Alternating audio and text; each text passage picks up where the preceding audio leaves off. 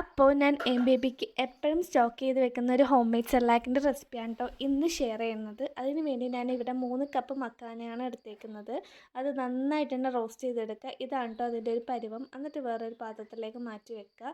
പിന്നെ ഞാൻ എടുത്തേക്കുന്നത് 2 കപ്പ് അവലാണ്. ചുവന്ന അവൽ വേണമെങ്കിലും നിങ്ങൾക്ക് എടുക്കാം, അതൊക്കെ നിങ്ങളുടെ ഇഷ്ടം.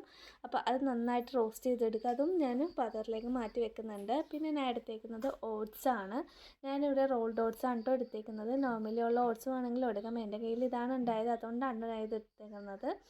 അത് നന്നായിട്ട് റോസ്റ്റ് ചെയ്തിട്ട് മാറ്റി വെക്കുക. പിന്നെ ഞാൻ മിക്സഡ് നട്ട്സാണ് കേട്ടോ എടുക്കുന്നത്. അതൊരു കപ്പോളം എടുത്തിട്ടുണ്ട്. എൻ്റെ കയ്യിൽ കാഷ്നട്ട്, ബദാം, പിസ്ത അതൊക്കെയാണ് ഉണ്ടായിരുന്നത്. അതൊക്കെ ഞാൻ റോസ്റ്റ് ചെയ്ത് മാറ്റി വെച്ചിട്ടുണ്ട്.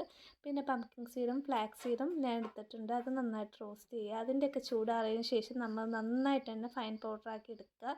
നല്ല ഫൈൻ പൗഡർ ആണോ എന്ന് നമ്മളൊന്ന് റീചെക്ക് ചെയ്യണം. എന്തെങ്കിലും ഉണ്ടെങ്കിൽ നമ്മൾ ഫൈൻ പൗഡർ ആക്കണം, നമ്മുടെ മക്കൾക്ക് കൊടുക്കാനുള്ളതല്ലേ.